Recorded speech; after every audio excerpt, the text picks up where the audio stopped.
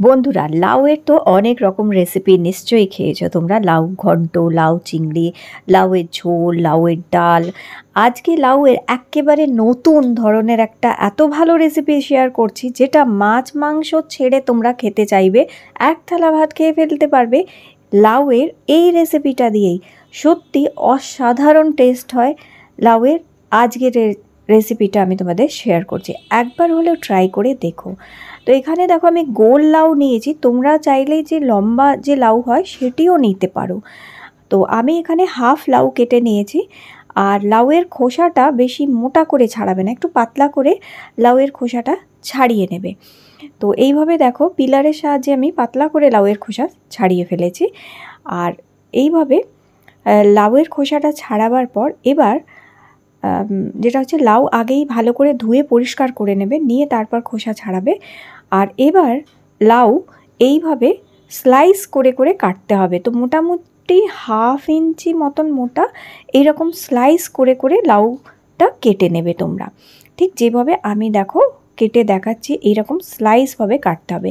তবেই এই রেসিপিটা খেতে এবং দেখতে দুটোই দুর্দান্ত হবে।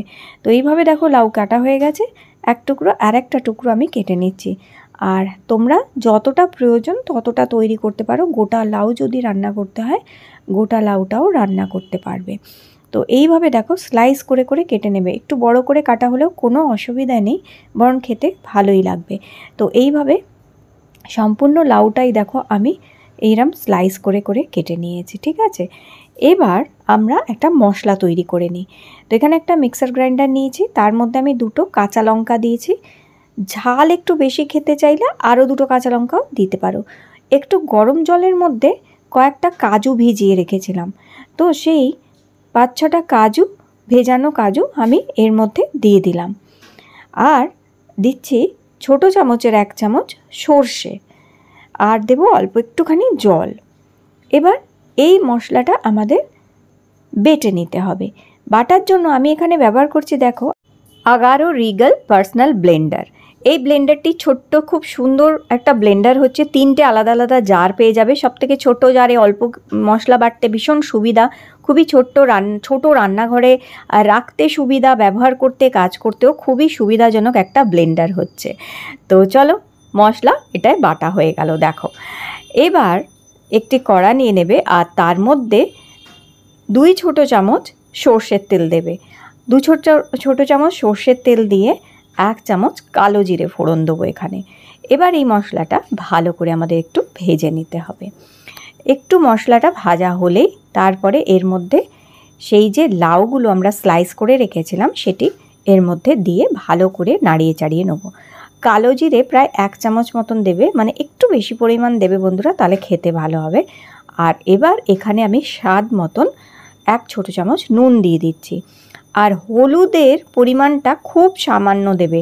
আমি এখানে একদম ছোটো চামচের হাফ চামচ হলুদ দিয়েছি, মানে বলতে পারো তোমরা 3-4 চিমটি হলুদ দিয়েছি, মানে খুব সামান্য হলুদ দেবে।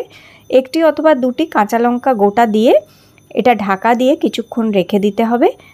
আর তারপরে একটু ঢাকা দিয়ে কিছুক্ষণ রেখে দেবার পর যখন দেখবে লাউটা আধ সেদ্ধ হয়েছে, পুরো সেদ্ধ না, হাফ সেদ্ধ যখন হবে, তখন এটাকে ঢাকনিটা খুলে নেবে। এইবার আমরা এই বাটা মশলাটা এর মধ্যে দিয়ে দেবো, যেই মশলাটা আমরা বেটে রেখেছিলাম সেই বাটা মশলাটা এর মধ্যে দিয়ে এবার এটাকে ভালো করে নাড়িয়ে চাড়িয়ে নিতে হবে একটু। আর ভালো করে একটু নাড়িয়ে চাড়িয়ে নেবার পর এর মধ্যে টেস্ট অনুযায়ী অল্প একটুখানি, একদম হাফ ছোটো চামচ চিনি দেব, টেস্টটা ব্যালেন্স করার জন্য। তবে যারা চিনি খান না তারা চিনিটা বাদ দিতেও পারেন, তাহলেও খেতে ভালো লাগবে, তবে চিনি দিলে অনেক বেশি স্বাদ লাগবে। আর 1টি অথবা 2টি কাঁচা লঙ্কা, আর একটুখানি সর্ষের তেল, ধরো হাফ ছোটো চামচ সর্ষের তেল, একটুখানি কাঁচা সর্ষের তেল ওপর থেকে দিয়ে এটাকে ঢাকা দিয়ে আরও 1 মিনিট রাখবো। মাত্র 1 মিনিট রাখার পরেই ব্যাস ঢাকাটা খুলে নেবে। রেডি হয়ে গেল দারুণ আমাদের লাউয়ের একদম দুর্দান্ত একটা নতুন রেসিপি।